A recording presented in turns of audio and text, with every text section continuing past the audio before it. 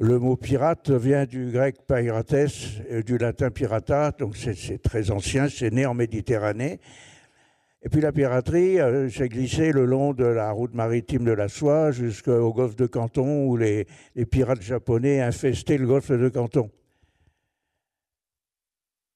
En Méditerranée, c'était les Turcs qui menaçaient la Méditerranée. Ça a utilisé à temps plein les galères de l'ordre de Malte et ça a justifié la bataille de Lépante 1571 où la Sainte Ligue a combattu le pirate turc Çatalhöyük. Alors la piraterie, ça a continué le long de toutes les routes commerciales, ça perdure jusqu'à présent sous une forme dégradée, endémique. Il y en a encore des pirates dans l'est du golfe dans l'est des Caraïbes, dans le golfe de Guinée. Il y en a dans l'océan Indien, c'est encore courant. Alors, l'idée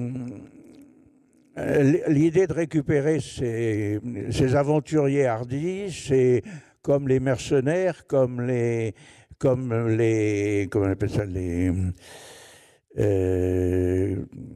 condottières. On a eu l'idée d'un deal donnant-donnant qui permettait à ces aventuriers de continuer leur déprédation sous couvert tout en servant un État. C'est ainsi que sont nés les corsaires qui allaient attaquer le commerce ennemi couvert par une lettre de marque ou une lettre de course qui garantissait qu'ils étaient des envoyés spéciaux du roi et qu'ils étaient couverts par le pavillon d'un État. C'est-à-dire que quand ils étaient capturés, ils n'étaient pas pendus haut et court comme les pirates, mais traités en prisonniers de guerre. Alors, le mot, les Anglais appelaient ça privateer, ça montre bien cet aspect privé d'acte de guerre. La reine Elisabeth Ier a anobli des pirates célèbres comme Francis Drake ou John Hawkins. Et pendant les guerres napoléoniennes, Robert Surcouf a été l'un des célèbres corsaires malouins. Alors les flibustiers, c'est un cas particulier. C'est des corsaires particuliers dans le temps et dans l'espace. L'Amérique, ça a d'abord été un échec complet pour Colomb. Colomb ne cherchait pas à découvrir l'Amérique. Il voulait trouver une route directe vers la Chine et vers les Indes des épices. Et puis quand ça a été, d'ailleurs, Colomb est mort en disgrâce. Et puis au milieu du XVIe siècle, on a découvert, d'abord il y a eu la conquête du Pérou par les conquistadors, l'or du Pérou, et puis il y a eu la découverte des mines d'argent de Potosí en Bolivie, de Zacatecas au Mexique, et d'un seul coup, la Nouvelle-Espagne est devenue un Eldorado. La Nouvelle-Espagne produisait des richesses fabuleuses auxquelles s'ajoutaient les richesses arrivant de Chine jusqu'à Acapulco par le galion de Manille qui allait chercher tout ça dans le comptoir espagnol de Manille. Alors ça a fait qu'à ce moment-là, toutes ces richesses étaient collectées. Elles embarquaient, elles étaient récupérées dans les ports de Veracruz, au Mexique, de Nombre de Dios, dans l'isthme de Panama, de Maracaibo, de Carthagène des Indes. C'était regroupé vers la Havane. De là repartaient les flottes de l'or qui rentraient vers l'Espagne. Alors bien entendu, ça a attiré comme des frelons tout ce qui pouvait avoir un intérêt à la piraterie. Et ça a développé cette forme de course qu'on a appelée la flibuste. Alors, ça vient d'où? Le mot est un mot néerlandais, vrijbuiter, qui veut dire littéralement libre collecteur de butin, traduit en anglais par freebooter et traduit phonétiquement en français par flibustier. Donc les flibustiers, c'était des gens qui étaient couverts par une lettre de course et qui faisaient en fait un travail de pirate en s'attaquant aux bâtiments espagnols. Alors, c'était très borderline parce que l'ambiguïté venait du fait que d'abord, l'état de guerre contre l'Empire de Charles Quint, c'était pas toujours très net. Et puis deuxièmement, parce que ça fabriquait des espèces de communautés de Néerlandais, de Belges, d'Anglais, de Français, qui vivaient à l'île de la Tortue, qui vivaient à Saint-Domingue, dans des communautés absolument incontrôlables, réunies par leur haine collective des Espagnols et par leur souci de piller au maximum les cargaisons des galions espagnols. Voilà. Donc tout ça, c'est la raison pour laquelle ce métier de flibustier a toujours été un métier entre deux. Je pense que Françoise va d'ailleurs nous parler d'un flibustier qui est passé alternativement de l'état de flibustier, corsaire, à l'état de pirate. Donc Françoise, je te souhaite de bon vent. Nous sommes quand même dans le grand amphithéâtre de la Société de géographie et je vais essayer d'être clair et de vous apporter tout ce que je sais, parce que je débute en piraterie, moi. L'amiral, il a déjà débuté avant moi. Mais moi, je débute en piraterie. Ça veut dire que je n'ai pas encore toutes les données pour répondre à tout, mais ça avance un petit peu. Donc ce périple que nous allons voir de pirates et de corsaires se déroule sur une route flibustière au carrefour de deux mondes de cette époque. Un carrefour maritime entre mer du Nord, c'est-à-dire mer des Caraïbes, Atlantique, et mer du Sud, c'est-à-dire Pacifique, et jonction d'axes de passage nord-sud le long des Amériques, nord-sud, et est-ouest, entre deux grandes masses océaniques du globe. En fait, c'était un boulevard pour les flibustiers. Et c'est là aussi que s'amorce la mondialisation économique où l'Europe joue un rôle de leader, puisque depuis le voyage de Drake et du géographe havrais Guillaume Le Testu, français ou anglais n'étaient jamais venus dans ces contrées dont les Espagnols gardaient le secret, jalousement bien sûr, jusqu'à cette époque du XVIIe où on assiste à quelques revirements de situation et surtout à quelques bouleversements. C'est d'abord l'époque des grands échanges maritimes. Grands échanges maritimes dus à la découverte des Amériques, évidemment, par les Espagnols, mais c'est aussi un virage dans l'évolution du monde. Avec l'ouverture donnée à cette région qui devient en fait un carrefour entre Pacifique et Atlantique, entre mer du Sud et mer du Nord, et avec la fin de la prépondérance de l'Espagne. La Méditerranée n'est plus, à ce moment-là, le centre économique et maritime du monde qu'elle fut. L'axe des richesses est maintenant Atlantique, Manche, mer du Nord et Amérique.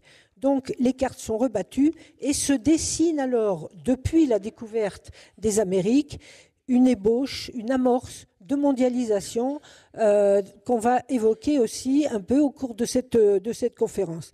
Alors sur la carte qui vous est présentée, il y a la cartographie de l'époque à laquelle le pirate dont nous allons parler est parti. C'est-à-dire, c'est une cartographie de 1619-1683. Là, ça se passait en 80, d'ici 1680.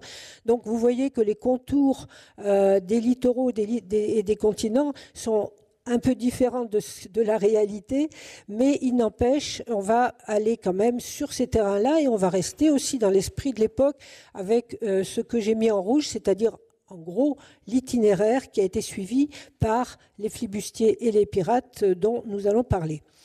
Les faits se déroulent d'abord dans un contexte d'hostilité des Anglais avec l'Espagne, la guerre de succession d'Espagne en particulier, dont les effets se répercutent sur les relations outre-mer avec les Espagnols, avec des pays qui montent, qui sont l'Angleterre, la Hollande, la France, tous impliqués dans des guerres en Europe, telle la guerre de la Ligue d'Augsbourg et la guerre de succession d'Espagne. Et tout ça va avoir de la résonance dans ce qui va se passer dans ces régions situées bien loin de l'Europe, mais tout de même très proches pour les intérêts de chacun.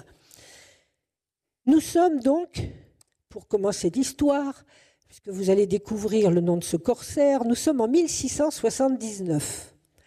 En 1679, et nous sommes à Dieppe. Un jeune homme de 16 ans embarque comme flibustier dans la marine royale direction Saint-Domingue. C'est Jacques Ravenot de Luçan, d'origine bourgeoise, parisien. C'était un enfant très turbulent, un galopin coureur, avide d'aventure, donc l'aventure le tentait et il est donc parti à l'aventure un beau jour de 1679 et il décide de s'engager à ce moment-là comme corsaire, marin du roi. Il s'engage donc dans la course, d'où son nom, pour 3 ans. Théoriquement, c'était la durée du contrat. Donc, c'est un engagé, avec un contrat d'engagement officiel, en guise de paiement d'ailleurs, pour le voyage qu'il faisait de la France à la Caraïbe, pour combattre l'ennemi commun, l'espagnol, et obtenir très vite sa liberté. Alors pour cela, il doit d'abord, avec son statut de corsaire, se mettre à la recherche d'une lettre de marque ou lettre de course. Celle-ci, je l'ai trouvée au musée maritime de Wilhelmstadt. Elle ne correspond pas à Ravenot de Lussan, mais c'est ce type de document qu'il fallait. C'était en quelque sorte un sésame, un blanc-seing, pour écumer officiellement les mers, attaquer, détruire les navires, mais pas n'importe lesquels, les navires d'un pays en guerre avec le sien. Donc, en l'occurrence, pour cette histoire, c'était contre l'Espagne. En fait, c'est une reconnaissance royale qui donne toute autorisation aux corsaires pour faire respecter l'ordre sur les mers selon les injonctions du pouvoir et surtout respecter les intérêts du royaume. Quand débute l'aventure de Jacques Ravenot de Lussan, l'Espagne a déclaré la guerre à la France, d'où une réautorisation de la course en France et aux Antilles, l'Espagne étant ainsi devenue l'ennemi officiel. Le voilà donc bientôt corsaire, marin, corsaire du roi. C'est un flibustier avec un statut officiel de corsaire, mais un statut qui voisine de manière ambiguë avec celui de pirate, écumeur ou bandit des mers tel qu'on le voyait à l'époque. Alors je vous ai fait une petite galerie de portraits et vous allez voir apparaître quelques personnages dont vous en connaissez quelques-uns. Évidemment, le plus renommé, le plus réputé, c'est Jean Bart. Jean Bart, un corsaire flamand de Dunkerque et qui, lui, a évidemment toujours respecté les ordres de son roi et puis qui a mené un certain nombre d'aventures, on va dire, sur ces mers et en particulier dans ces régions de l'Amérique. Mais après, vous en avez trois, j'en ai mis que trois parce qu'il y en a beaucoup, un certain François Lolonois qui était né au Sable d'Olonne, comme son nom l'indique. Et ce François Lolonois est dénommé le fléau des Espagnols. Pourquoi ? Parce qu'il était cruel, il était particulièrement réputé pour toutes sortes de cruautés qu'il pratiquait contre les Espagnols. Bon, derrière lui, déjà, sur la gravure, on voit des maisons en flammes, on voit des gens qui sont morts, etc. Mais malheureusement pour lui, il a été capturé et mangé par des Indiens. On va voir exactement où se situaient ces Indiens. C'était des Indiens bravos. Ils étaient anthropophages et en 1669, François Lolonois, près de Carthagène, a été mangé par les Indiens. Il y avait également Henry Morgan. Henry Morgan, c'était un flibustier, un pirate. Alors, on l'appelait, lui, la terreur des Espagnols, mais Henry Morgan, c'était plus que la terreur, c'était un cruel personnage. Il avait un degré de cruauté extraordinaire. Il a mis à sac totalement la ville de Panama, d'ailleurs à tel point qu'aujourd'hui, quand on va à Panama, on va voir les quartiers de Panama Viejo, c'est-à-dire là où il avait sévi, pour détruire, pour mettre à sac et pour détruire, et puis Portobello dans les années 1670. Mais peut-être pour le remercier, on l'a nommé gouverneur de la Jamaïque. C'est là qu'il est mort, tristement d'ailleurs, parce qu'il était alcoolique et il est mort d'un édème à la Jamaïque alors qu'il était gouverneur. Alors, dans le même filon, on va dire, on a des femmes aussi. Il y a des femmes qui sont pirates. Alors, il y a en particulier Anne Bonny, qui est une femme pirate, qui sévit aussi dans les années, la fin du XVIIe siècle. Et il y avait aussi Mary Read, même chose, anglaise, qui allait également étoffer les équipages de pirates et qui menait très très bien son affaire. Alors, bien sûr, j'oublie, mais je laisse le meilleur pour la fin, c'est Barbe Noire. Alors, Barbe Noire, qui vivait à cette époque, qui s'appelait de son vrai nom Edward Teach, dit Barbe Noire, on comprend pourquoi, c'était un personnage d'une cruauté sans borne et qui se plaisait aussi à se mettre en scène. Alors l'image du centre le montre en train de mettre le feu à des espèces de seaux de poudre, quelque chose comme ça. Il avait aussi un pavillon particulier, personnel, et quand évidemment les navires croisaient ce pavillon, on savait qui était derrière. Et puis Barbe Noire avait aussi la manie de se mettre en scène personnellement, puisque comme il avait des barbes et grands cheveux, il faisait des petits tortillons avec ses cheveux, il les enflammait pour faire peur. Voilà, c'était vraiment la terreur. Alors, parmi les pavillons qui sont utilisés par les pirates, il y a le pavillon noir, bien sûr, que vous voyez ici, en haut à gauche. Et puis, il y a également le pavillon sans quartier, qu'on appelait le Jolly Rogers, leur Jolly Rouge. Alors, ce pavillon sans quartier, évidemment, il était hissé lui aussi pour annoncer aux éventuels navires rencontrés, pour annoncer qu'il n'y avait pas de quartier s'ils étaient pris.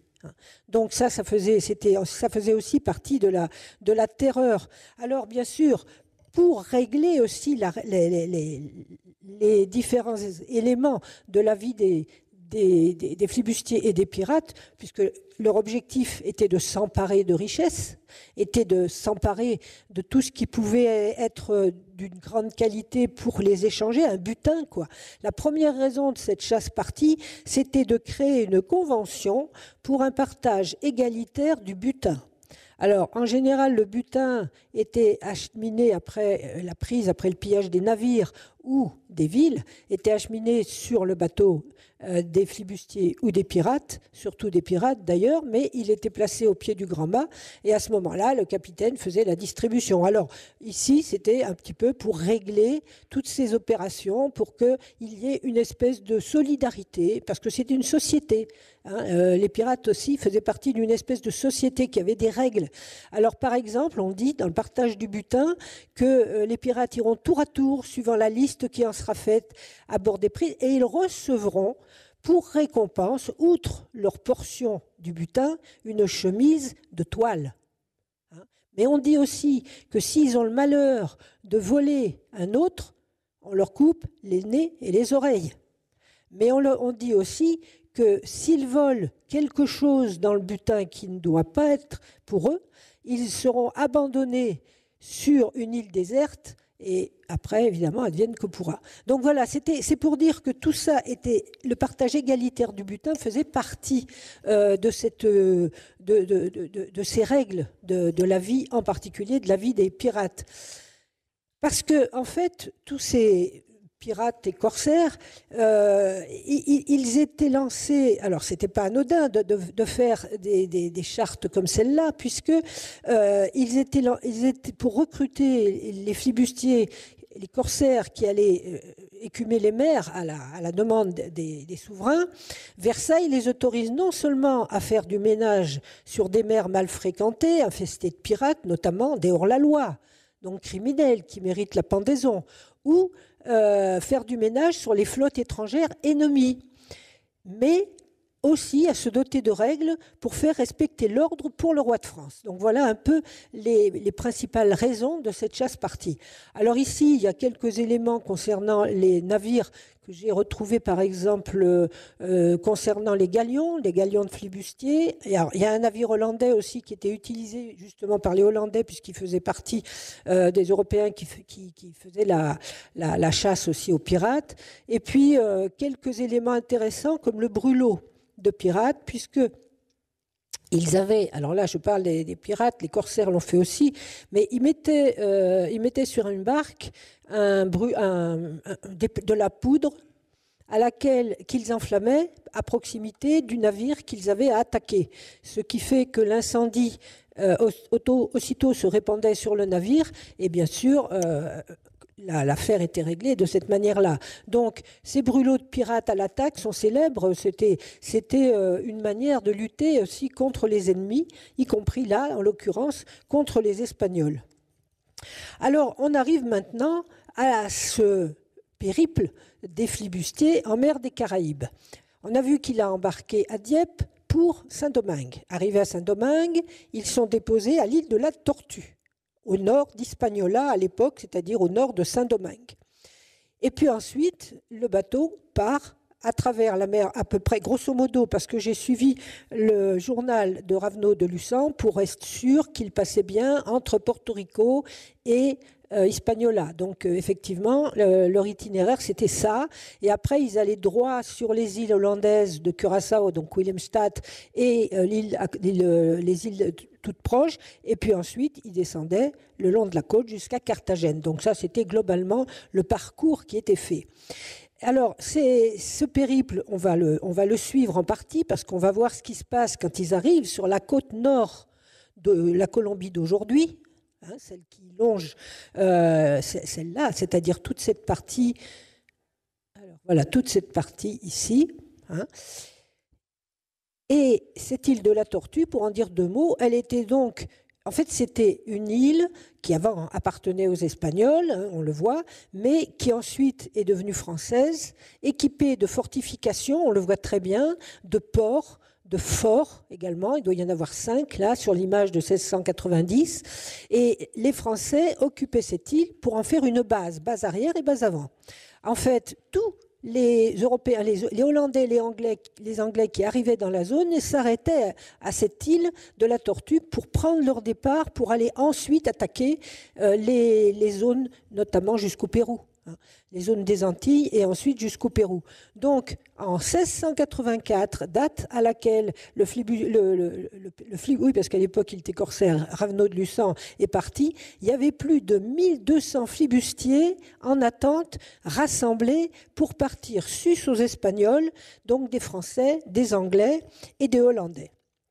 Voilà donc à quoi servait l'île de la Tortue, qui servait de point de rencontre à l'aller et au retour. Alors, l'intérêt de l'histoire de Ravenot de Lussan, c'est qu'il a écrit son journal de voyage. C'était, vous vous en souvenez, il est né dans une famille bourgeoise, donc il a eu une éducation.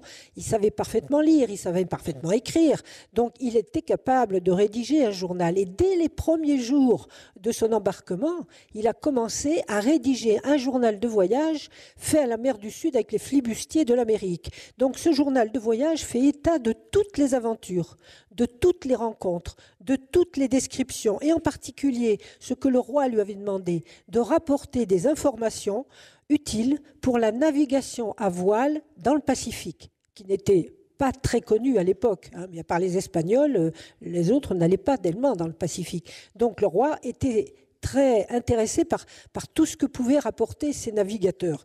Et en particulier les courants, les marées, les vents surtout, les sites de mouillage, les dangers des fonds marins à cause du tirant d'eau des navires de l'époque, les traits de côte avec les baies, avec des bancs de sable, avec des estuaires, les effets des tempêtes, de la houle, la localisation précise des îles, etc. Et il écrit « J'ai observé en cette mer, il parle de la mer du Sud, que quelque violent qu'ait été le vent, dès le moment qu'il cesse, la mer devient aussi calme que s'il n'avait jamais soufflé.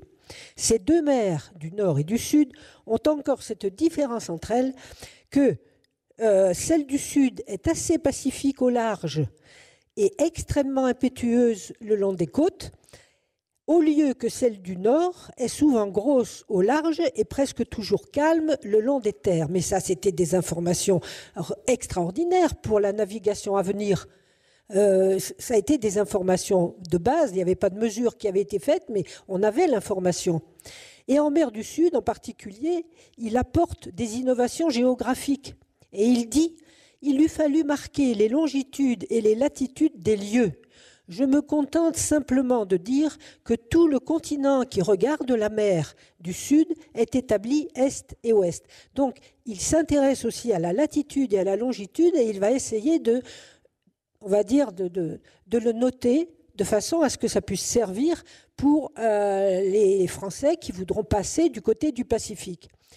Et puis, le parcours est tel que vous reconnaissez ici, donc nous sommes maintenant, depuis l'arrivée des navires de flibustiers, nous sommes descendus jusque-là, et il dit également, à partir de ces constatations, que à l'approche des petits ports Comment faire? Il y a une quantité de petits ports dont il faut avoir une parfaite connaissance pour les trouver, car la boucle, c'est-à-dire l'embouchure, en est fort cachée. Si on la manque, il est absolument impossible de mettre à terre le long de la côte, la mer y étant toujours émue et très affreuse au moindre vent de sud-est et de sud-ouest qui y battent. Tout ça, c'est dit dans son langage, mais c'était bien perçu, je pense, par tous ceux qui, après, allaient devoir prendre la mer. En fait, ces descriptions sont essentielles pour les futures opérations de navigation. Alors, on voit ici l'itinéraire, donc je ne le remettrai pas, mais on voit très bien l'arrivée ici, par le nord, à partir de la République dominicaine. On voit très bien l'itinéraire qui est suivi, l'île du Curaçao, l'île d'Aruba, le cap La Vela, ici. Alors le cap La Vela, c'est là où il y a les Indiens anthropophages qui ont mangé François l'Olonnais. Il s'est approché trop près. Donc il fallait éviter ce cap La Vela. Et puis la ville de Carthagène, ici, donc on en parlera. Et puis arriver jusqu'à Colonne, c'est-à-dire pour eux, c'était Portobello. Portobello qui était le port qui se trouvait tout près de Colonne.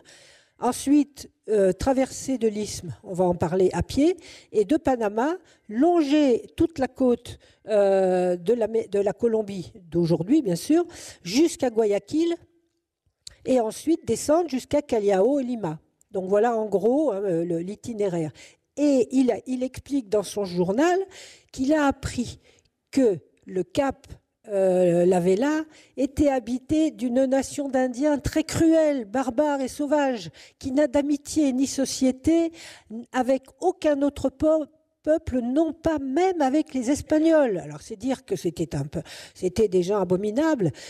Ils mangent indifféremment tous ceux qu'ils peuvent attraper. Ils mangent des Espagnols, ils mangeront les autres, tout pareil. Donc ils mettaient en garde quand même dans le parcours de tout ce qui pouvait arriver le long de cette côte.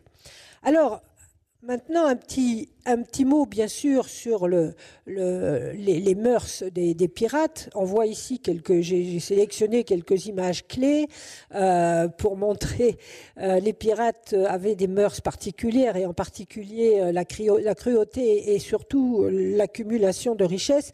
Alors, en haut, donc, c'est un combat contre Barbe Noire qui se fait sur un navire espagnol. Donc, Barbe Noire qui entre sur le navire avec tous ces pirates derrière. On a ici une gravure intéressante que j'ai trouvée qui représente le pillage en règle de Carthagène. En fait, le sac de Carthagène. On voit ici le sac de Carthagène par les marins français, avec, comme on va dire, qui était commandé par le commandement de M. de Pointils, qui, lui, était là pour commander l'arrivée de ces corsaires qui ont mis à sac la ville de Carthagène. Et on voit ici que c'est bien parti. Avant de la brûler, on a vidé toutes les maisons. Et Carthagène, on va le voir, c'était un véritable coffre-fort. Alors, sur l'image d'à côté, on aperçoit une scène fréquemment renouvelée, on va dire, qui se déroule aussi à Carthagène, avec la porte de la ville. Devant la porte de la ville, vous avez tous les pirates qui sont rassemblés, donc le chef est ici, devant, et il y a un pauvre homme ici, qui est le maire de Carthagène. Le maire de Carthagène a été pris comme prisonnier et surtout comme otage. Alors vous voyez qu'il est entravé, il est à genoux, et les pirates lui disent, voilà, il nous faut une rançon. Donc ils vont fixer la rançon. Alors je vous le dirai tout à l'heure, parce que je crois que cette rançon, elle était de 20 millions de livres. C'était pas n'importe quoi, mais vu que la ville était très riche, donc ils ont demandé une rançon, faute de quoi le pauvre maire serait pendu haut et court, et la ville serait complètement incendiée. Donc c'est une scène qui est assez émouvante, on va dire, et qui s'est reproduite tant de fois. Et puis bien sûr la taverne, au lieu des rencontres des pirates qui sont là pour discuter, pour trouver des idées, pour aller massacrer, pour aller piller, etc. Et puis surtout un navire négrier, puisque petit à petit le trafic s'est mêlé au trafic triangulaire, et donc sur les navires pirates, on a transporté également des Noirs. Pourquoi ? Parce qu'à ce moment-là, à Saint-Domingue et dans les îles de la Caraïbe, on commençait à faire des grandes exploitations, des plantations de tabac, des plantations de canne à sucre et qu'on avait besoin de main-d'œuvre pour ces plantations. Donc, les navires venant d'Europe faisaient un détour par l'Afrique et allaient transporter les esclaves vers ces îles de la région. Alors, évidemment, tout ça, c'est un énorme avantage pour les pirates, puisqu'ils ont sous la main tout ce qu'il faut, leur but étant de faire fortune, de s'enrichir. On voit ici 2 coffres de flibustiers, voire de pirates. Il y en a un, je l'ai trouvé au musée de Curaçao, et l'autre, il vient du musée d'Édimbourg, donc il y avait aussi des Anglais là-dedans. Donc on enfermait toutes les richesses qu'on trouvait dans ces coffres. Alors les coffres pesaient déjà lourd, alors en plus, avec tout ce qu'il y avait dedans, de l'or, de l'argent, des pierreries, des bijoux, etc., tout ce qu'on veut. Donc ça, c'était vraiment le quotidien du flibustier, c'était de s'emparer de tout ce qui avait de la valeur, et en particulier en Espagne, puisque en Nouvelle-Espagne, sur ces territoires espagnols, puisque là transitait tout ce que les Espagnols avaient pillé depuis leur arrivée dans la région, auprès des Incas.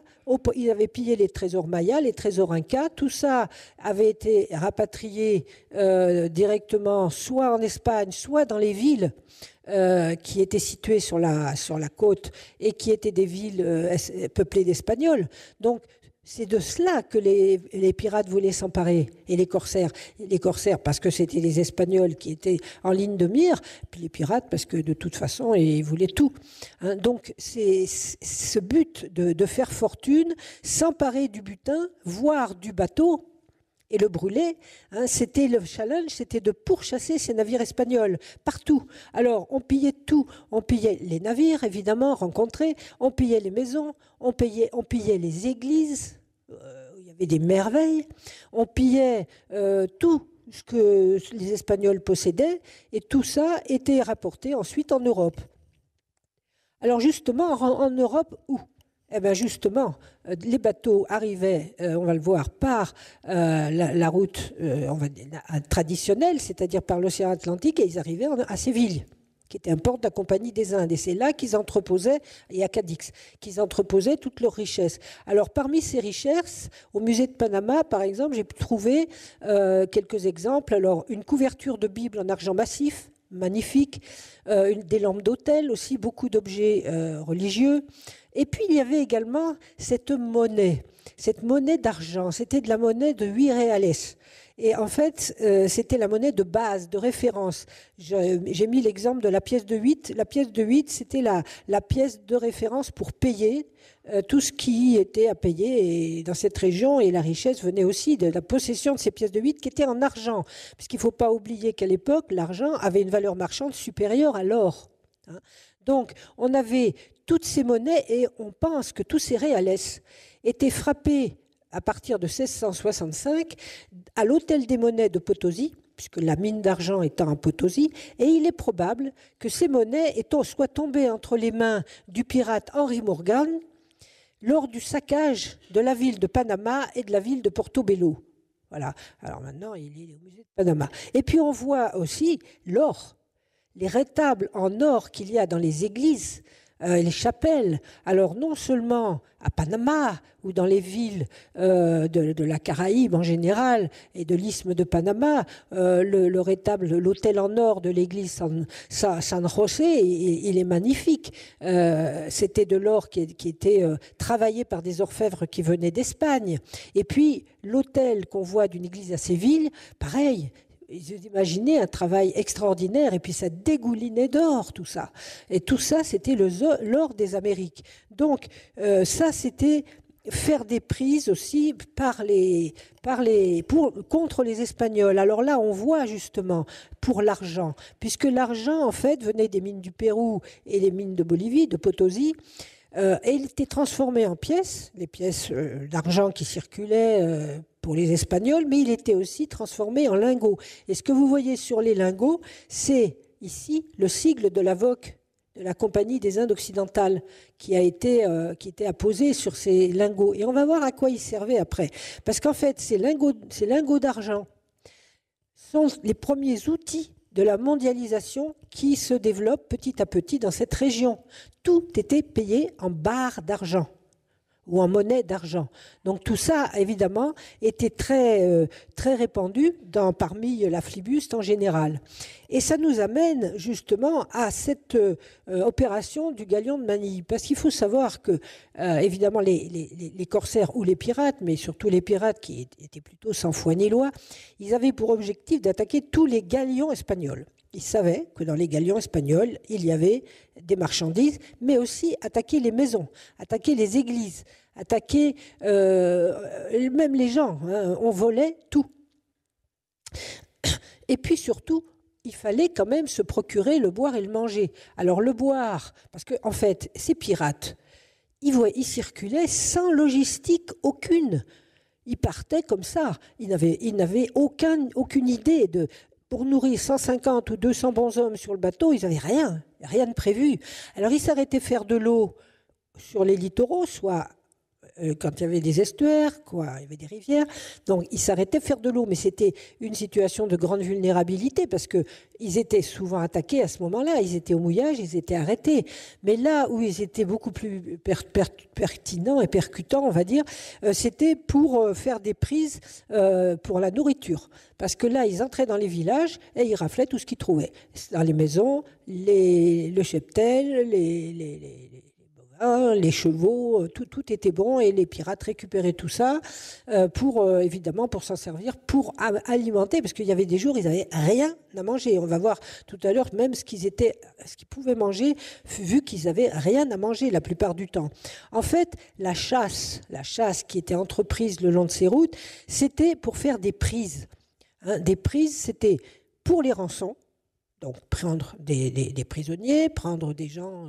partout, des Espagnols bien sûr, pour les rançons, pour le renseignement, parce qu'il y avait quand même une grande opération de renseignement, déjà pour les pirates, puisqu'il fallait qu'ils sachent où ils étaient, s'ils n'étaient pas menacés, s'il n'y avait pas des Espagnols dans le coin. Donc ils étaient en fait toujours à la merci d'être dénoncés, donc il leur fallait des informateurs.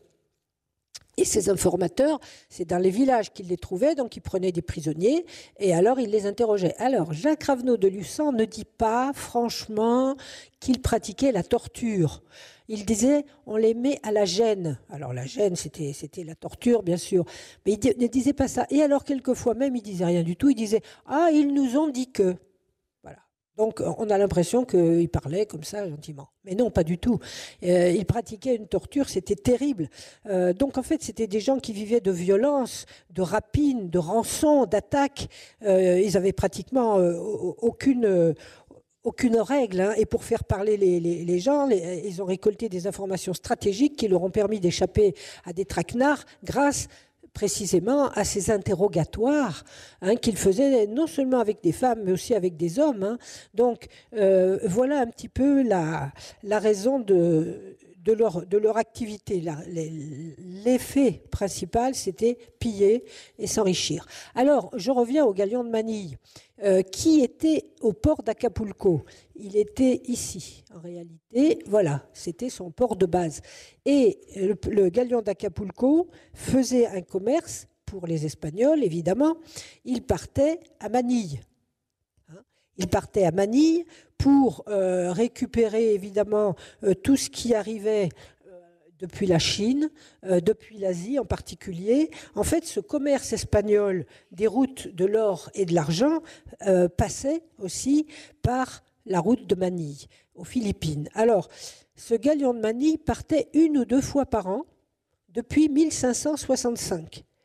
Et il partait en juin pour profiter des alisés, qui leur permettaient, au moins pour l'aller, d'avoir une navigation suffisamment correcte. Ils arrivaient à Manille, et là, en général, ils étaient accompagnés de 2 autres galions, et il fallait à peu près entre 4 et 7 mois pour faire la traversée, selon les conditions de vent, de houle, de courant, etc., hein, entre 4 et 7 mois pour faire la traversée. C'était des navires énormes. Le galion de Manille que j'ai trouvé là en photo, c'était un navire extrêmement important. Alors il y avait en particulier le San Agustin qui transportait jusqu'à 200-250 tonnes de marchandises. C'était évidemment des marchandises issues de l'Asie. Bon. Et en particulier, ils allaient à Manille pour chercher des épices. Alors ces épices, c'était la cannelle, le poivre, le clou de girofle et bien d'autres. Hein. Tout ça était évidemment préparé et c'était une obligation de revenir avec les cales chargées de ces épices. Et puis aussi, il y avait du chocolat, il y avait de la porcelaine, il y avait de la laque de Chine, de l'ivoire, de la soie, du taffetas, du satin, autrement dit, tout ce que l'Europe demandait à l'époque. Et la soie chinoise en particulier générait d'énormes bénéfices. Alors, la destination de Manille était bien trouvée puisqu'elle était proche de la Chine. Donc, on avait à la fois la proximité pour aller se fournir en Chine et aussi la proximité des autres îles pour les épices en particulier. Mais la soie chinoise devait être payée en métal blanc parce que la Chine manquait d'argent. Donc payée en métal blanc, c'est-à-dire en argent tout simplement, d'où les échanges d'argent qui vient de Potosi, qui embarquent dans les ports, comme on le voit ici à El Callao par exemple, le port de Lima. Hein, donc ça vient de Potosi, ici, ça embarque à Callao, de Callao ça remonte à Acapulco et d'Acapulco c'est chargé pour aller jusqu'à Manille et ça revient de Manille avec les soieries, les taffetas, etc. Alors cette soie chinoise, elle est très belle d'abord et c'est Pierre Chaunu qui en fait la meilleure description puisqu'il a étudier justement ce trafic de la soie à cette époque avec la Chine. Donc on a ici un véritable élément de comparaison puisqu'il a écrit un livre qui s'appelle « Galion de Manille, grandeur et décadence d'une route de la soie ». Et les Philippines et le Pacifique des Ibériques au XVIIe siècle. Donc tout ça, évidemment, est noté dans ces ouvrages. Et puis, le galion de Manille, à l'aller, il était chargé d'argent. Donc, il apportait l'argent à l'aller et en échange, il rapportait la soie, les épices et toutes les marchandises, et en particulier les porcelaines, etc. On a bien là une ébauche de mondialisation. C'est ça, la mondialisation. Et une fois de retour à Acapulco, bien sûr, il fallait retraverser l'Atlantique pour aller livrer tout ça en Europe. Alors, on me dirait, pour traverser l'Atlantique, on n'avait pas de canal de Panama. Il fallait donc franchir l'isthme de Panama, on verra tout à l'heure comment, franchir l'isthme de Panama avec des caravanes de mulets qui transportaient les marchandises et les richesses qu'ils avaient trouvées et qui ensuite embarquaient sur la côte vers Portobello, puisque c'était le port en principe sur le côté atlantique, et qui se dirigeait vers Carthagène. On va voir que Carthagène, c'était un coffre-fort absolument extraordinaire. Et de Carthagène, il partait où ? Il partait à Séville. D'où le port de Séville ici, qui est pris à l'époque de la Compagnie des Indes, c'est-à-dire à l'époque où il y avait ce grand commerce de l'or et de l'argent. Alors il y en avait à Séville et il y en avait à Cadix.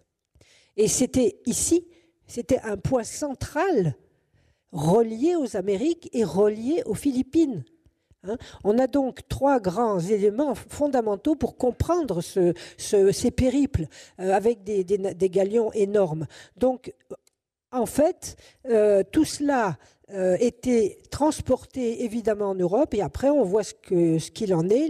L'Espagne était richissime et puis bien sûr il y avait on va dire, tout le monde surveillait avec avidité les cargaisons et en particulier les pirates qui étaient sur la mer des Caraïbes, qui savaient très bien que les navires qui partaient vers l'Europe transportaient toutes ces richesses.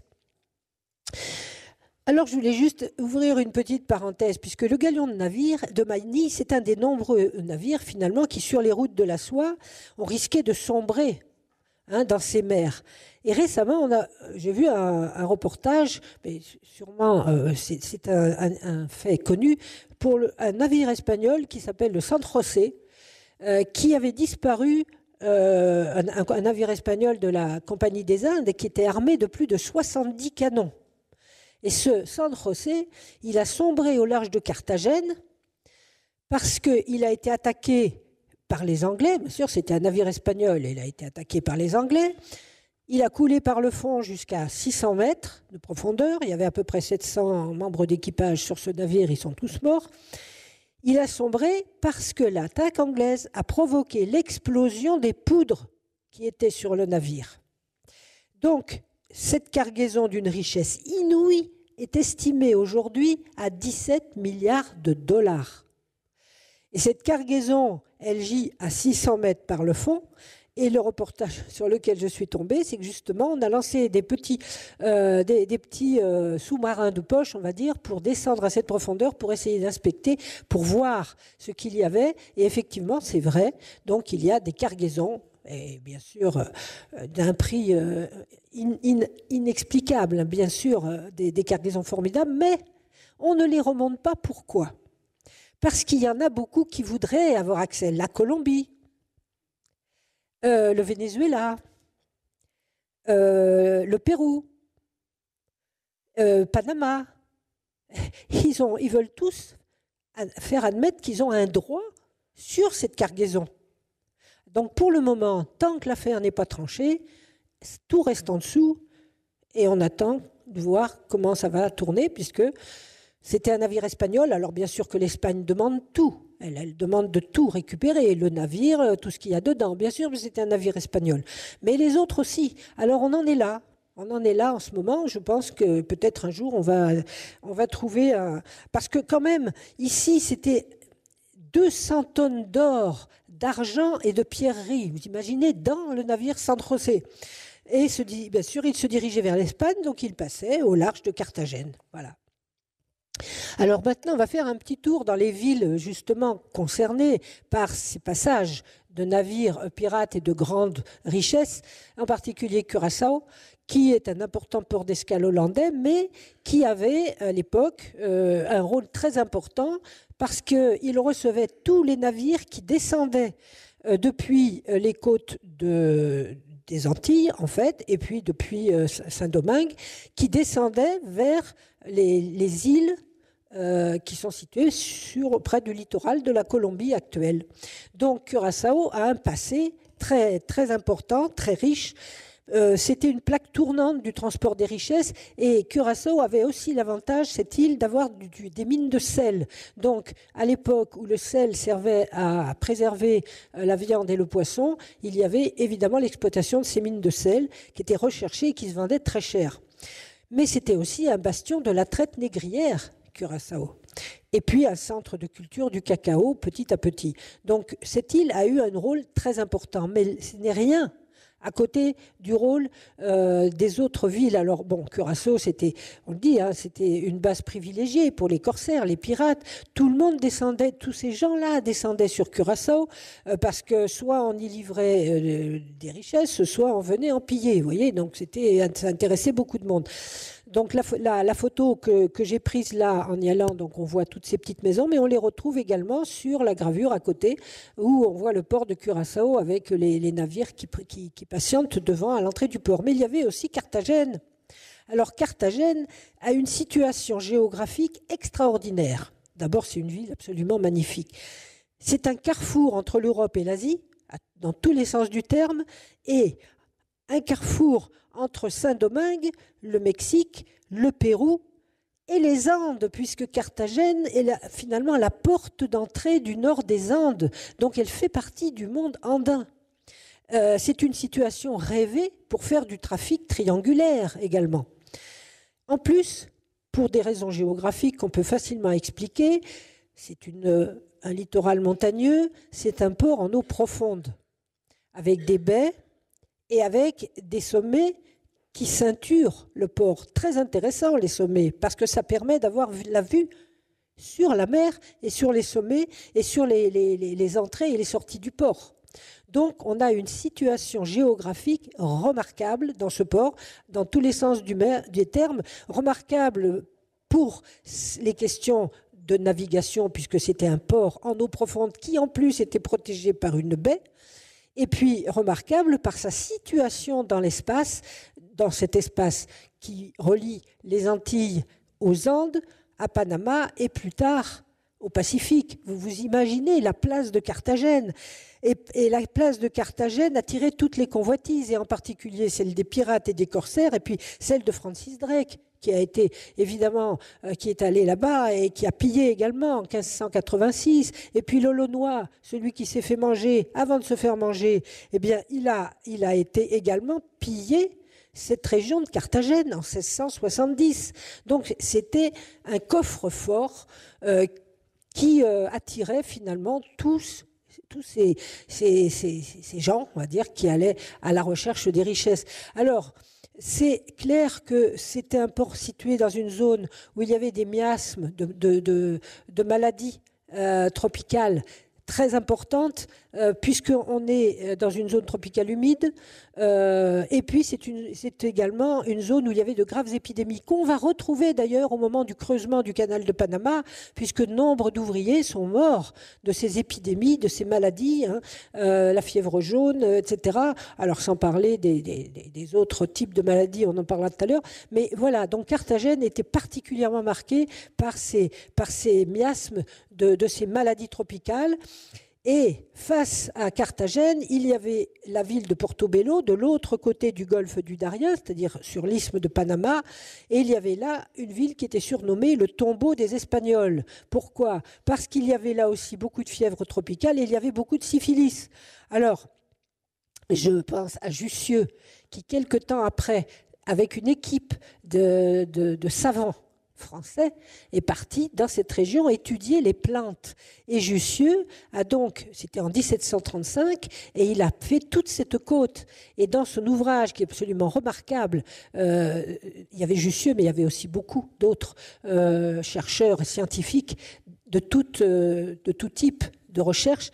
Mais Jussieu en particulier avait fait des travaux sur les plantes et sur la raison de ces plantes et comment on pouvait se prémunir de plantes qui n'étaient pas bonnes à manger, etc. Donc, vous voyez, l'histoire se retrouve là-dessus.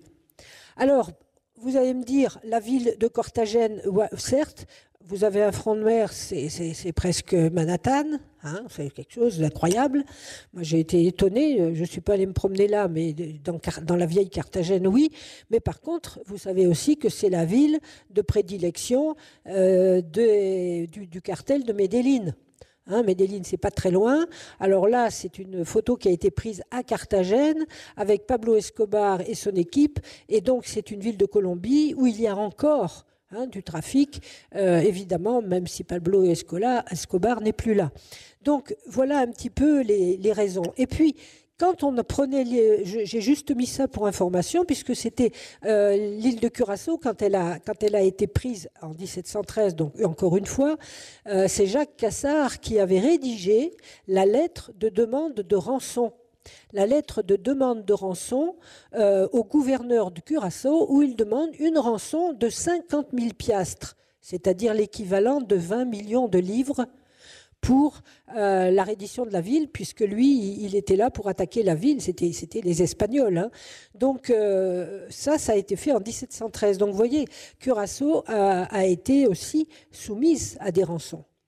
Alors Carthagène des Indes, la voilà, avec son fort, magnifique, sur une éminence, donc parfaitement bien intégré à la baie, à la localisation, à la situation géographique de la ville. Les remparts qui sont là, c'est les remparts que j'ai rencontrés, c'est très très bien entretenu, la ville est très très bien entretenue. Excusez-moi. Et évidemment, la ville également, on la voit ici, avec deux noyaux urbains, une banlieue en quelque sorte, qui s'appelle Getsemani, et puis la ville de Curaçao qui est ceinturée ici de remparts. Et vous voyez qu'il y a juste un passage ici qu'on appelle Boca Chica, c'est-à-dire petite bouche, qui permet aux navires de pénétrer, mais on va voir que certains ont trouvé la parade. en particulier lors de l'expédition de Carthagène en 1697 par la marine royale française, qui était en fait la marine royale du roi Louis XIV, hein, qui sont arrivés ici pour piller la ville, pour la mettre à sac, parce que c'était toutes les richesses qu'on a vues tout à l'heure qui circulaient et qui venaient de l'Amérique latine, toutes ces richesses étaient à Carthagène. Alors ici, on a une gravure qui montre la marine française attaquant la ville de Carthagène et le plan d'attaque. Et comme le disait Petite Bouche, on ne l'a pas utilisé. On est passé par une rivière qui donne directement à l'intérieur de la baie pour pouvoir attaquer Carthagène par l'intérieur. Et on voit aussi sur une autre carte le trafic à Carthagène au XVIIe siècle. Donc avec cette baie, tous les petits triangles rouges, ce sont des forts, hein, les forts qui avaient été édifiés à l'entrée de toutes les baies, bien sûr, pour protéger la ville. Donc on est là véritablement dans une grande affaire avec Carthagène. Mais la grande affaire, c'est aussi la défense des Espagnols, parce que les Espagnols, de leur côté, ils ont protégé leurs côtes, parce qu'ils sont attaqués sans arrêt par les pirates, par les corsaires. Alors, ces défenses espagnoles, c'est en particulier le fort de San Lorenzo. San Lorenzo, c'est un fort qui aurait fait pâlir d'envie Vauban, parce qu'il est absolument magnifique. Il n'est pas du tout en hauteur, il est au contraire très étendu. Il est vraiment, en plus là, il vient d'être restauré. Il y avait encore les ouvriers quand j'y suis allée. Vous voyez, donc le fort de San Lorenzo est une merveille d'architecture militaire. Mais en plus, il avait lui aussi un site extraordinaire, puisqu'il était à l'embouchure du Rio Chagres qui débouche de l'isthme de Panama, on le verra tout à l'heure, et face à la mer. Donc, il est parfaitement bien placé pour, déjà pour recevoir la visite des pirates, mais aussi pour pouvoir se défendre. Donc, on est ici face à d'autres pirates qui ont sévi, hein, Francis Drake, Henry Morgan, Édouard Vernon, etc. Donc, toutes ces attaques ont été déjouées en grande partie sur ce fort. Alors maintenant, on va voir ce qui se passe quand on traverse l'isthme, puisque bien sûr, on est arrivé de Carthagène, ici, on a traversé on va dire le golfe du Darien. Hein, le Darien, c'est toute cette région-là qui se trouve à cheval entre la Colombie et Panama. Et on va se diriger vers la côte, ici, pour traverser l'isthme. Mais pour arriver à cette côte, il faut connaître un peu le terrain. Il se trouve que dans cette région, il y a des Indiens qu'on appelle les Cunas ou les Sambres, c'est la même chose, qui sont en quelque sorte les gardes et les guides pour les Européens qui débarquent ici. Alors, quand ils débarquaient, d'abord, la première chose qu'ils faisaient, déjà, bon, vous voyez la carte, donc je n'y reviendrai pas, mais simplement pour vous montrer les lieux, on va voir l'île d'Or, on va voir les îles San Blas, on va voir Portobello, qui était ici, à côté de Colonne, qui n'existait pas trop à l'époque, et puis ici, en bleu, j'ai repassé le Rio Chagres, ce fameux Rio Chagres qu'on a vu tout à l'heure sur les photos du fort. Et puis, traverser, alors on voit l'isthme de Panama, arriver à Panama et puis ensuite descendre ici jusqu'à Guayaquil. Donc on revient ici. Le rendez-vous de l'île d'Or. Vous avez vu l'île d'Or. Tous les flibustiers, les corsaires, tous ceux qui voulaient traverser l'isthme avaient rendez-vous à l'île d'Or, qui était une des îles de l'archipel, alors cette carte est ancienne, mais de l'archipel des San Blas. Dans l'archipel des San Blas, c'était l'île de tous les rassemblements de pirates. Ils partaient une fois par an pour traverser l'isthme, mais ils partaient en compagnie des autres, guidés par les Indiens, et ils se donnaient tous rendez-vous à l'île d'Or. Le rendez-vous de l'île d'Or, c'était connu, c'était sur les agendas de tous les pirates dès le départ.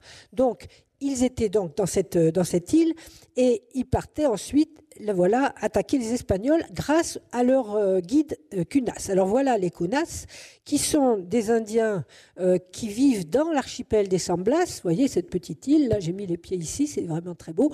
Et il y a des Cunas qui vivent toujours ici, qui sont des grands amis des Européens en particulier. Et ça, c'est le premier voyage qu'a fait Núñez de Balboa. En 1513, il est arrivé à l'île d'Or, il est parti, il a traversé, lui, l'isthme de Panama ici, et il est tombé ici, du côté de l'Isla Rica et de l'île des Rois aussi. Donc voilà, le premier rendez-vous de l'île d'Or, c'était là. Et alors là, on a donc une image qui donne l'idée de ce que représentent ces Indiens Kunas, qui parlent espagnol, mais qui parlent aussi un dialecte Kunas, et puis des jeunes Kunas là, qui sont là. Bon, j'ai pu parler avec eux parce qu'ils parlent espagnol, alors c'était toujours intéressant. Mais ils ont gardé évidemment beaucoup de traditions de leur côté, et ils ont des souvenirs aussi de l'histoire de leur peuple. Alors on va voir maintenant, puisque ces Indiens autochtones qui mangent différemment tout le monde, ils sont sur une autre île, alors que les Kunas, non. Eux, ils ne sont pas là. Donc, on est là maintenant sur la traversée de l'isthme de Panama. Alors, il faut vous mettre dans l'idée que le sud et le nord, c'est-à-dire qu'on arrive par là. On arrive par là, de l'île d'Or, on arrive au fort de San Lorenzo, qui est là. Là, c'est le nord, et là, c'est le sud. Alors, le fort de San Lorenzo, pourquoi? Parce que du fort de San Lorenzo arrive le Rio Chagres, on l'a vu tout à l'heure. Et l'arrivée du Rio Chagres, ça veut dire qu'on peut remonter le Rio Chagres pour traverser l'isthme en canot, ce qui est un avantage. Parce qu'on peut charger ces canaux pour transporter les marchandises. Alors, à l'aller, on n'a encore pas trop de marchandises, encore que, mais au retour, ça va être intéressant pour passer. Alors, en général, les Français, les Européens, les pirates ou les corsaires, peu importe, ils passaient ici, ils remontaient le Rio Chagres, et arrivaient là où il n'y avait pas assez d'eau, ça s'appelait Cruces, c'est une espèce de carrefour, et là, ils prenaient ce sentier, qui est comme ça aujourd'hui. C'est un sentier pavé, et c'est là que les chevaux, les mules et les gens pouvaient passer pour traverser toute cette zone à pied et pour arriver à Panama, de l'autre côté. Donc voilà un peu, évidemment, le long du chemin, il y avait des attaques de pirates, il y avait des Espagnols qui étaient là, qui attaquaient aussi, et puis Portobello, où quelquefois on pouvait aller directement de Portobello à Panama. Mais voilà ici un peu le panorama de l'isthme à l'époque, avec des habitations plutôt du côté des côtes qu'à l'intérieur, bien sûr, avec des montagnes. Alors, évidemment, il raconte beaucoup de choses, Ravenot, dans son mémoire, mais il dit aussi que quand ils sont arrivés du côté de la mer du Sud, c'est-à-dire du côté du Pacifique, qu'ils ne connaissaient absolument pas, ni par ouï dire, ni réellement, en fait, il ne savait pas, il ne connaissait pas les marées. Et il dit, étant nouveau dans le pays et ne sachant pas que la mer du Sud avait flux et reflux, elle nous emporta un ou deux des nôtres, par la marée. En fait, ils avaient également d'autres problèmes à régler, c'est-à-dire l'alimentation, on va le voir, et surtout le climat, supporter le climat, parce qu'il dit, bon, ce climat chaud et humide, ce climat tropical humide qui régnait dans cette région, évidemment, il y avait des fortes chaleurs qui les incommodaient, mais il dit, on en fut quitte pour avoir des pluies qui tombent continuellement pendant 8 mois de l'année. Vous voyez, donc les conditions climatiques étaient évidemment pas du tout intéressantes. Et puis en plus, le long du parcours, il rencontrait des animaux qu'il ne connaissait pas forcément. Des singes, bien sûr, des agoutis, des manipouris, une espèce de bouvillons, des aras, des poules naines, des poules d'Inde, des perdrix, des lézards et des caïmans. Tout, comme dit Ravenot, tout ce qui est bon à manger pour un équipage affamé. Ça veut dire qu'ils se sont servis pour améliorer l'ordinaire, si on peut dire. Alors, voilà maintenant la vue de la navigation sur le Rio Chagres. Alors voilà ce genre de canot, c'est une gravure du XVIIe, enfin reproduction du XVIIe. Donc on voit ici le type de canot qui servait, vous voyez, à emprunter le Rio Chagres et qu'on chargeait avec des munitions, avec des cartons, des caisses, etc. Et puis voilà aujourd'hui la végétation tropicale sur le Rio Chagres. Et c'est vrai, j'ai vu qu'il n'y avait pas tellement la place de faire passer un bateau, mais les petits canots, oui. Mais vous voyez, on est quand même dans un milieu tropical humide très dense, où il est très difficile d'entrer. Alors, autre élément de cette forêt, des plantes tropicales, bien sûr, des bois, des lianes, des épiphytes, mais les bois sont intéressants parce qu'avec les bois, on peut construire des bateaux. Et c'est ce qu'ils ont fait, puisque quand ils ont quitté leur bateau à l'entrée avant d'entrer dans l'isthme de Panama pour le traverser, il a bien fallu qu'à l'arrivée sur le Pacifique, ils construisent des bateaux. Donc, ils coupaient des troncs d'arbres, et en particulier de l'acajou, pour pouvoir construire ces canaux, les creuser, parce que dans les péripéties de ces pirates, ils avaient transporté avec eux des charpentiers de marine, des ingénieurs, des forgerons avec des petites forges, et donc ils avaient ce qu'il fallait pour construire des bateaux. Donc ils coupaient les arbres, comme celui-là par exemple, et puis ensuite, bien sûr, ils avaient tout ce qu'il fallait pour pouvoir travailler. Alors voilà l'exemple de ce qu'ils transportaient dans leur bagage. J'ai trouvé cette photo au musée maritime de Curaçao. Il y avait bien sûr des boulets de canon, parce que ça, il en fallait forcément. Il y avait aussi des grandes pointes en fer. Il y avait du fer. Et il dit, en traversant la terre ferme, en montant ces montagnes qui sont d'une hauteur prodigieuse, nous étions accablés par la pesanteur de nos munitions, des armes et des ferments que nous portions. Alors la prodigieuse hauteur, c'était 1800 mètres à peu près, mais quand même.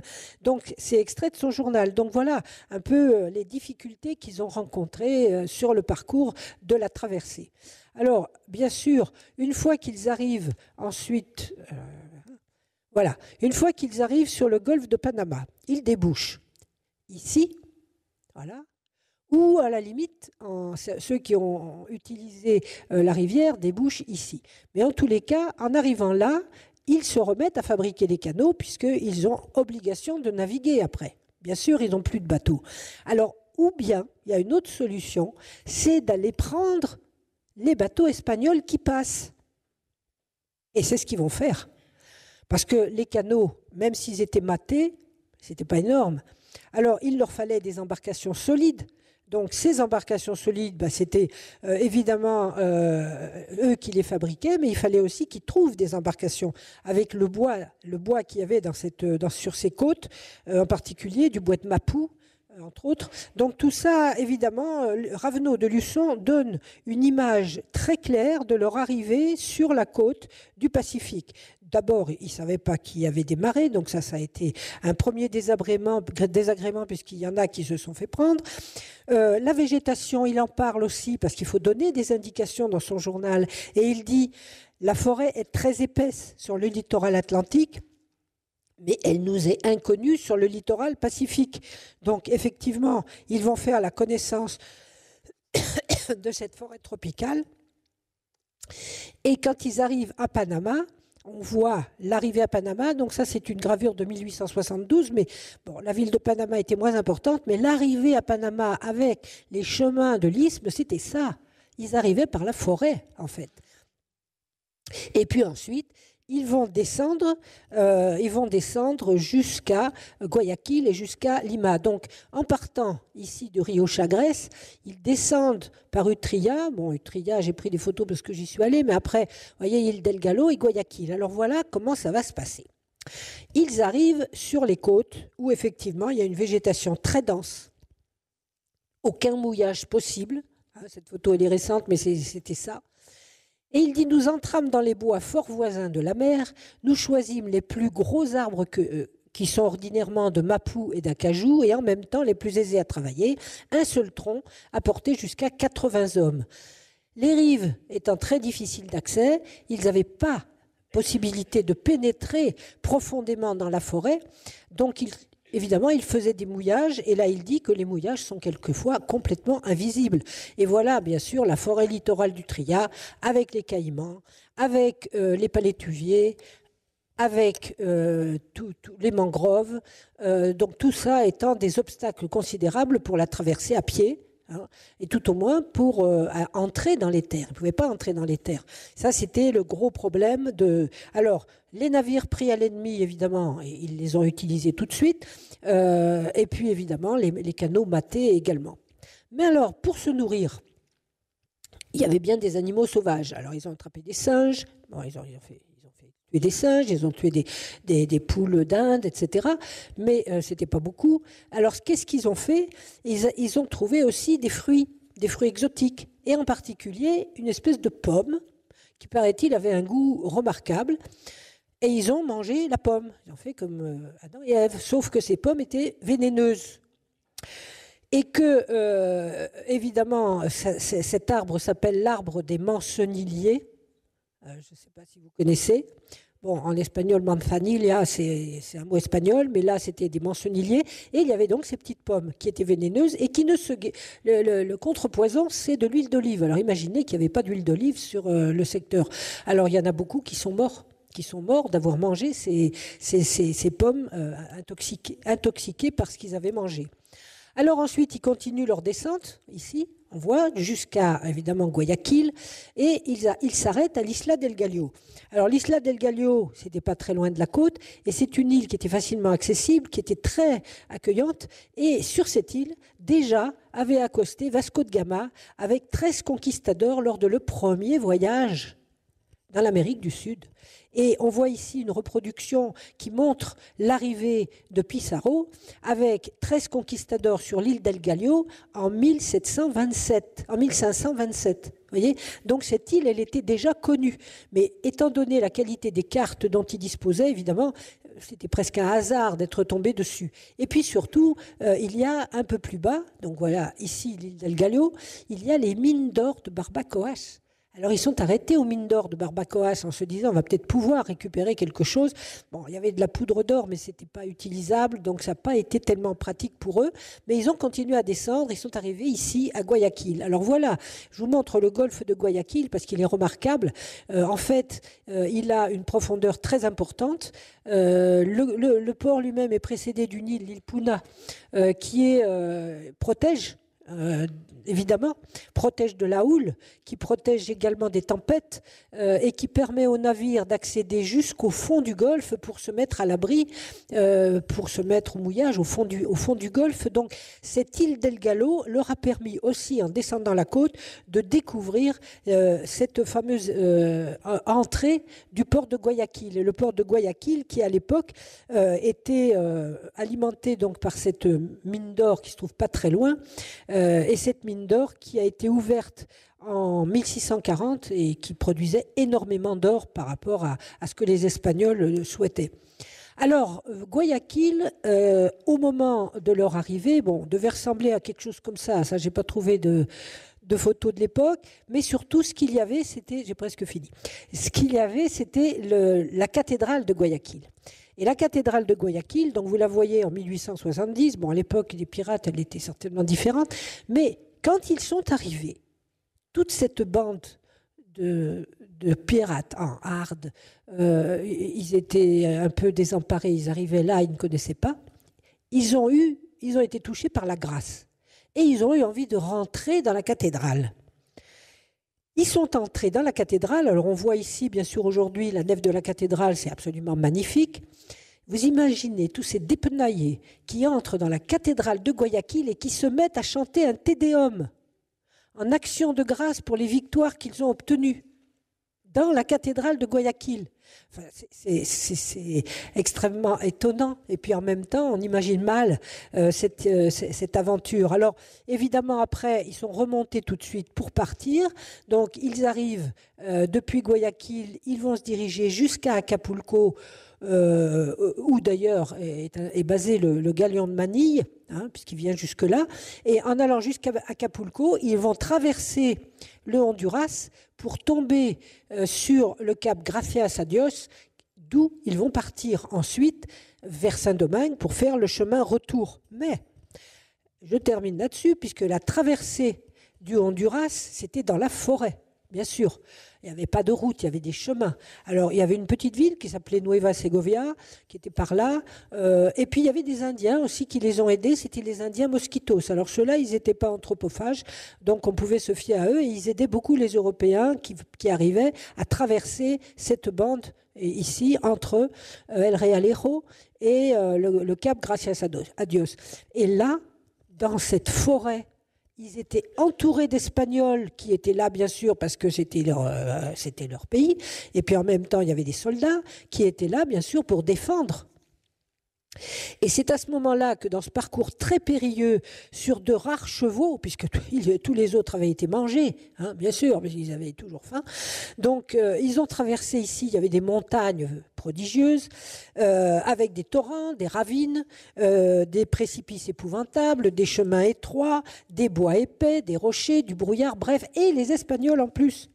Alors le soir, quand ils se rassemblaient dans la forêt, ils faisaient leurs prières. Nous fîmes nos prières du soir, assez bas pour ne pas être entendus par les Espagnols qui, de leur côté, tiraient des coups, des décharges de mousquets à chaque réponse des litanies des saints qu'ils étaient en train de chanter. Vous imaginez la situation dans cette forêt entre ces deux groupes qui ne voulaient pas se rencontrer, évidemment, mais qui chantaient qui est le même Dieu. Hein, voilà, c'est un peu ça. Donc, ils chantent des cantiques dans la forêt, et puis surtout, le lendemain, en arrivant sur le cap Gracias a Dios, ils se remettent à chanter un Te Deum de remerciement pour tous les saints du paradis. Et il dit une action de grâce à Dieu pour cette victoire, remerciant le Tout-Puissant du succès qu'il ne lui avait plu de nous donner. Alors, évidemment, pour terminer, il a fallu traverser depuis Nueva Segovia après la forêt. Il y avait un cours d'eau qui partait jusqu'au cap Gracias a Dios, et ce cours d'eau leur a permis, en construisant là encore des rafiaux, enfin plutôt des radeaux, puisqu'ils avaient coupé des bois et ils les avaient assemblés, et ils descendaient des rapides avec des seaux énormes, et puis il y avait des gouffres d'eau avec des terribles courants dans ces gouffres. Donc il a fallu qu'ils survivent à tout ça, évidemment. Imaginez qu'ils avaient toute leur richesse sur le dos. Ils avaient leur coffre rempli de richesses. C'était très lourd. Ils ne voulaient pas les lâcher, évidemment. Mais il faut dire quand même, comme il dit, qu'ils ont été obligés de se jeter dans le torrent pour attraper à la nage les précieux bagages emportés par le courant et qui disparaissaient en un clin d'œil. Donc ça veut dire qu'ils en ont beaucoup perdu. Hein. Ils ont risqué leur vie, d'ailleurs, pour les repêcher. C'est un salaire de la peur. Hein. Les caisses et les coffres à trésors que chacun transportait finissaient souvent dans le torrent, perte et profit. C'était un sauf-qui-peut généralisé dans la descente des rapides qui a accéléré les dommages aux biens. Donc ils ont pillé, au final, pour récupérer pas grand-chose. Ils étaient à l'arrivée au nombre de 120. Hein, quand ils sont arrivés au Cap, il y avait des Anglais qui avaient partagé le voyage avec eux. Et puis, comme ils ne savaient pas trop où ils se trouvaient, ils avaient peur d'être dans le mauvais sens, en fait, comme il dit, dans le doute de nous assurer promptement si nous descendions vraiment à la mer du Nord ou si nous étions trompés de côté et que nous retombions dans la mer du Sud. Évidemment que ce n'était pas le but. Donc, ils avaient envoyé des éclaireurs pour s'assurer qu'ils allaient bien dans la bonne direction. Et alors, en arrivant au Cap Gracias a Dios, ils ont eu l'aide des Indiens Mosquitos, qui sont venus les aider, puisque c'était souvent comme ça que ça se passait.